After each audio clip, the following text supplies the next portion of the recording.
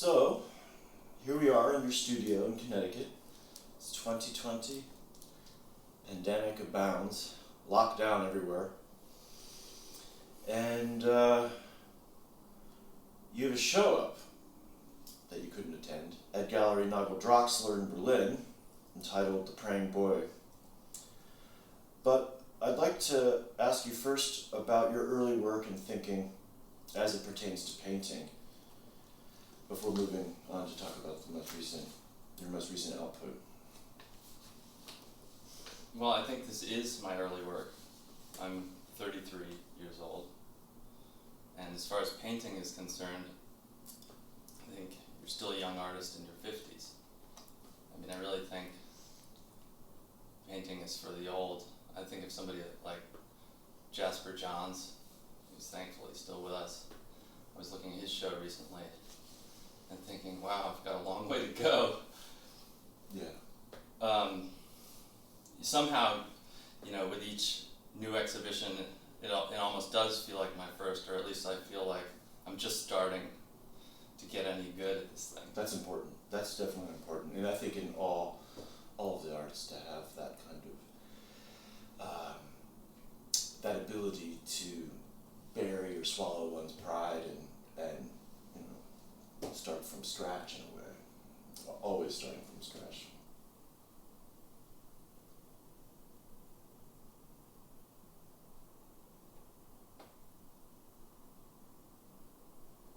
Really right out of art school. I had my first show in New York in 2009. I just graduated. And the thing about art school is that you're taught to speak this private language, which is private to the arts or the humanities. And, the language sounds like gibberish to anyone outside the sphere, because it is. It's gibberish even to people inside. But what it does do is it signals that you're a part of something. Membership. Yeah, right. So I suppose I played up that aspect because, it seemed that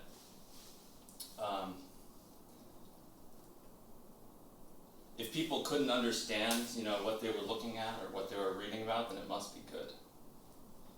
So I played up the absurdity of that, and I did that to the letter. In fact, I began with numbers. The first work was a series of numbers. Somehow I had it in my mind that this was related to Mallarmé's coup de dés, the dice have, numbers on them. And then I moved on to the letter A, these works with arrows, which sounded like errors. And then to the B with baguettes, which come from France. My name is France. C, I started putting champagne into these bubbling buckets, which was back still at B. And those buckets, bubbling, with this bubbling sound, they spoke, and they spoke a one-word language, which was bubble.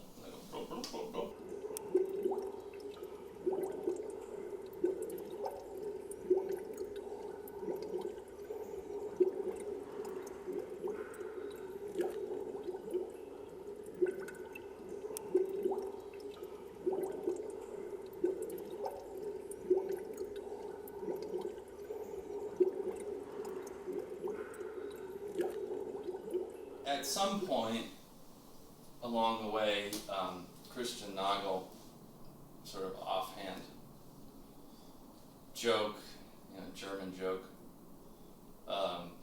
was, why don't you get to the point and just send me some paintings? So I did. The next show I did with him, I made a painting show. And I had never done that before. I had never made a painting before. What was that like? How was that Well, experience? it was terrifying, because it was like learning how to paint publicly. In public. But yeah. I look back on those works, and I like them. but I was still carrying these crutches, which was, I urinated into the pigments because P is for painting. Mm. I've since relinquished any need to defend painting. Within a prism of a lipo. Yeah. Yeah. I mean, but however you get there. That's interesting journey. And so now your work has taken really a turn more towards a process. You're working with paints, you're working with chemistry and physical materials that you work with day in and day out, and you're moving away from sort of fixity of representation. And how's that transformation? How have you found it? Well, what happened, with painting for me, was that you start to do it, you have an idea of what you want to do or what you want it to look like, you have a mental image. And you can never get there. It never happens. Something else happens. Mm. The paint moves too quickly, or it's too slowly, or it's far more transparent than you wanted it. And you have to work with that. And then you work with it because you don't want to just keep starting over all the time. You have to overcome these challenges that are presented. And I don't think any kind of mastery over the materials eliminates this.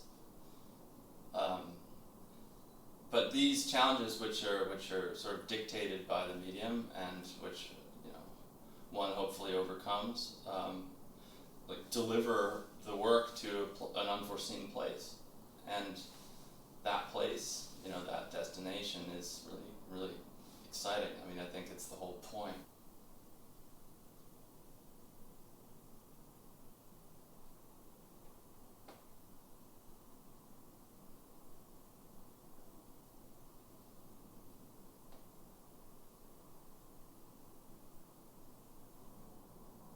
How does that unpredictability, how do you think about that? How do you deal with the fact that you have, some idea in the beginning, and that you have taken, it's taken so many turns that it has no longer any resemblance with what you originally, how do you? Well, yeah, sometimes a picture goes to a place where I don't want it to go. And, I have to honor that. That's what I feel, anyway. A faith or fidelity to that. Yeah, because it's real.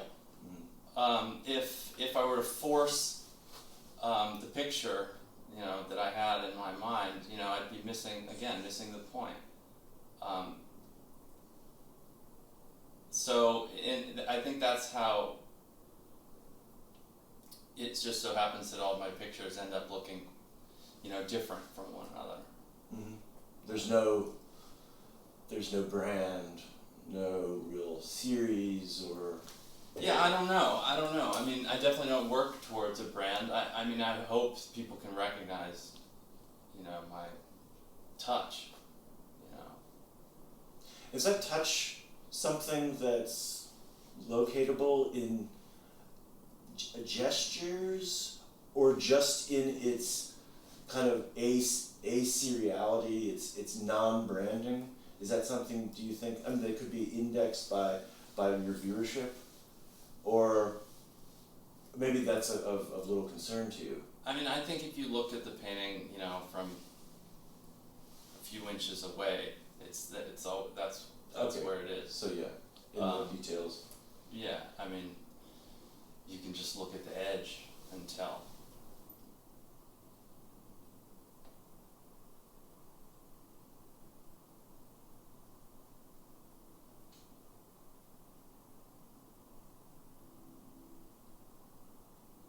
with your work, you are really leaving the door wide open for all sorts of digressions and, well, unpredictable, events. Is that something you want to speak to? Well, I do something, which is I often start with stripes. So either vertical stripes or sometimes like a horizon line, which to me is the stripe turned on its side and zoomed in on. Mm-hmm. And those help structure the future moves, which are layered on top. And I like what William Morris said about his wallpapers, which is that you should be able to see 3 inches into the image. I think I share those 3 inches. Yeah. And when you have something like these hard-edged stripes and you're painting on top, they really do determine where you go, where the stroke ends, because there's a kind of measured... A boundary. Yeah, always. Every inch there's a boundary. And I found that helps. Mm-hmm. Yeah, so there's something very topographical, not very, but there's a topographical metering space, and I imagine, well, let me ask you then in relation to space, how your perception of time has altered working without, a fixed number of steps, like so many things, so many art practices or what have you, have like 1, 2, 3 done. Obviously this doesn't behave that way, and I'm curious if you could talk about. Well, I like what the Shakers said about time. They said, work as though you have 1,000 years to live, and as though you might die tomorrow. In other words, never rush. Love the work, each moment of it. Mm-hmm. Each move. Mm-hmm. Yeah. And if you do that, if you do die tomorrow, it'll show, even if the work is unfinished. Mm-hmm. So let me ask you about this, the Praying Boy, the painting that the show is named after. It features an image of a boy whose arms are outstretched, and then a pink stripe above, and to the left, a kind of undetermined sort of semiotic blueprint circuit board. Labyrinth. We don't know precisely what, but I'd like to hear something about what the thinking is behind your thinking is behind this particular work. I'd seen it in this Gitter Pavilion, Sanssouci in Potsdam, the grid pavilion. Mm. It's not a modernist grid by any means, but I did realize that Georg Kolbe and Mies van der Rohe, in their collaboration with the Barcelona pavilion, where you have the woman called Mourning, and she's shielding herself from the harsh angle of sun that Mies had set up in that pavilion. And I felt that they must have been influenced by the Praying Boy and Kolbe and Mies, and probably in this setting, the Gitter Pavilion. And I had made a painting of both Mourning, the Kolbe sculpture, and Mies's pavilion, in fact 2 in the past. So not only was I tracing my own influence, but theirs as well. So it's not really a painting about art or architecture so much as it is about looking back all the way to antiquity. Mm. Now, the interesting thing about the Praying Boy with his arms outstretched and a kind of gesture of worship is that when the sculpture was found in Greece, it had no arms. So we don't know if that's what he was doing with his arms. Therefore, the title that he, the idea that he's praying is kind of a misnomer.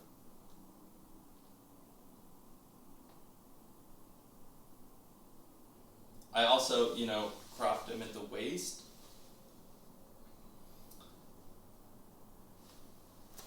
I remember this quote, Jakob Burckhardt, the art historian, when a lady lover of art asked him how she should approach a great work of art. He said, on your knees, my dear lady, on your knees. And I think he's right. I mean, telling a woman to get on her knees these days might have different connotations, but I'm sure he didn't mean that. Yeah. If you do approach a painting on your knees, if it's a good one, I think you'll find it great. And so that's what he's doing. He's approaching this form on the other side of the painting, which is split in two. And it was very difficult. That form, I don't know what it is. But I had to come up with something that was worthy of his worship.